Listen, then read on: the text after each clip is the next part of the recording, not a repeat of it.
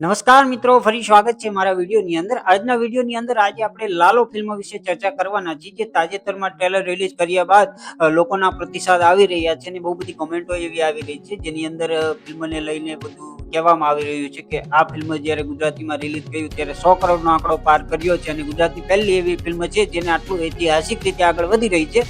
અને જ્યારે હવે હિન્દીમાં રિલીઝ કરવા જઈ રહ્યા છે ત્યારે હિન્દીનું એનું ટ્રેલર પણ રિલીઝ કરી દેવામાં આવ્યું છે. સાથે સાથે એક દ્વારિકાનો નાથ સોંગ છે એને પણ હિન્દી અને ગુજરાતીમાં કહેવાય ને કે રિલીઝ કરી દેવામાં આવ્યું છે. ત્યારે બહુ બધા લોકો બહુ બધા પ્રતિસાદ આપી રહ્યા છે, જેને કહેવાય કે હિન્દીમાં ટ્રેલર આવ્યું છે અને બાવા હિન્દી પણ કહી રહ્યા છે અને લોકો કહેવાય ને કે પ્રમાણે બધી વાતો ચર્ચાઓ ચાલી રહી છે. સાથે સાથે એ છે કે ચલો એક વાત છે કે કાઠિયાવાડી લેખવા માટે અમુક ગુજરાતી કહેવાય ને કે શબ્દો નાખવા જરૂરી છે, પણ અમુક શબ્દો જે કહેવાય ને કે જેની અંદર મેં કાલે પણ વિડીયોની અંદર કહ્યું હતું કે એક શબ્દમાં ભૂલ હતી, પણ મને બે શબ્દોનું હું ખાસ કરીને ભૂલી ગયો કહેવાનું કે એક તો છે 51 વાર કામ કર્યા, 52 વાર કામ કર્યા, એની બદલે કહી શકાય કે 52 બાર કામ કિए હે. એની પછી બીજું જે એ છે કે પીપળાનું ઝાડ, જૂનું પ્રાચીન પીપળાનું ઝાડ છે એને પીપલ કા પેડ બી કહી શકાય છે. તો એ બે મને ધ્યાનમાં આવ્યા, તો ખાસ કરીને મેં કીધું છે પહેલાના વિડીયોની અંદર, આ વિડીયોની અંદર પણ તમને જણાવી દઉં. સાથે સાથે હવે ગીતો ઉપર વાત ચર્ચા કરવાની છે કે મતલબ લાલોનું જે ગીત રિલીઝ થયું છે, જે ગીત છે દ્વારિકાનો નાથ, તો એ ગીતની અંદર હિન્દી અને ગુજરાતી બંને મિક્સ કર્યું છે. ત્યારે જે એમને ખબર નહીં, જે ફિલ્મના ડિરેક્ટર છે એમને શું વિચાર્યું છે, એમની અંગત મામલો છે, પણ આ વસ્તુ છે કે આ ફિલ્મ છે એ પ્રમાણે મારા મંતવ્યો શું છે હું તમારી સાથે શેર કરવાનો છું. તો વિડીયોને અંત સુધી જરૂર જોજો ને વિડીયો પસંદ આવે ને તો લાઈક અને શેર કરવાનું ભૂલતા નહીં.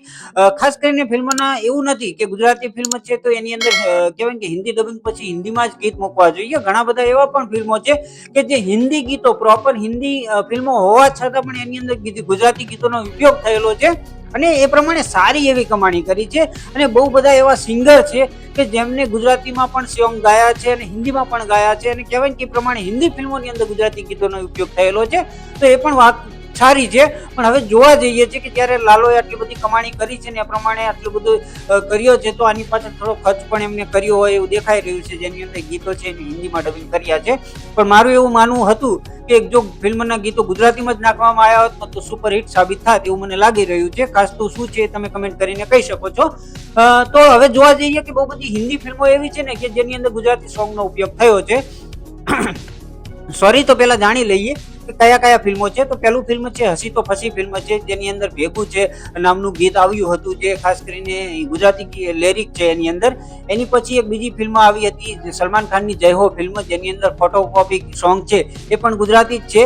એની પછી રામલીલા ફિલ્મ આવી હતી, જેની અંદર મોરબની થનગાટ કરે ફિલ્મનું જે ગીત હતું, મતલબ જે રામલીલા ફિલ્મનું ગીત હતું મોરબની થનગાટ કરે, એ પણ ગુજરાતીમાં જ છે. રમૈયા વસ્તાવૈયાનું રંગ જો લાગ્યો રે એ પણ ગુજરાતી સોંગ હતું. કાયપો છે ફિલ્મ આવ્યું હતું, એની અંદર શુભારંભ ગીત હતું, એ પણ ગુજરાતીમાં છે. ગુરી તેરે પ્યાર મેં, એની અંદર પણ મોટો ઘોટાળો છે એ ગુજરાતીમાં જ છે. એની પછી હમ દે ચુકે સનમ, જે સુપરહિટ સાબિત થઈ હતી સલમાન ખાનની ફિલ્મ બીજી, તો એની અંદર નિમુડા સોંગ હતું, ઢોલી તારો ઢોલ બાજે સોંગ હતું. એ બંને ગુજરાતીમાં જ રિલીઝ કરવામાં આવ્યા હતા અને સારો એવો પ્રતિસાદ મળ્યો હતો અને જોરદાર કમાણી પણ કરી હતી.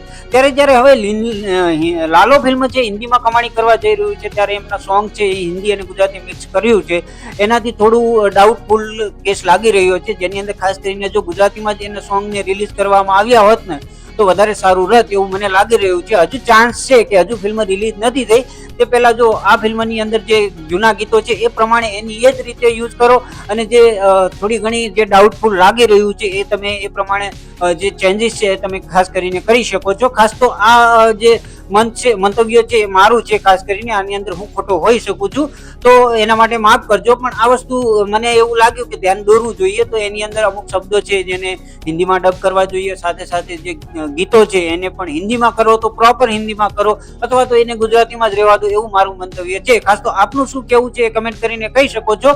અને આ બધું જે વાતચીત કરી રહ્યો છું બહુ બધી કમેન્ટો ઉપરથી હું કરી રહ્યો છું. ખાસ તો આની અંદર થોડા મારા મંતવ્યો પણ છે, થોડા બધા કમેન્ટો પણ આવી રહી છે, તો એની અંદરથી આ જાણવા પડી રહ્યું છે, તો એ હું તમારી સમક્ષ કહી રહ્યો છું.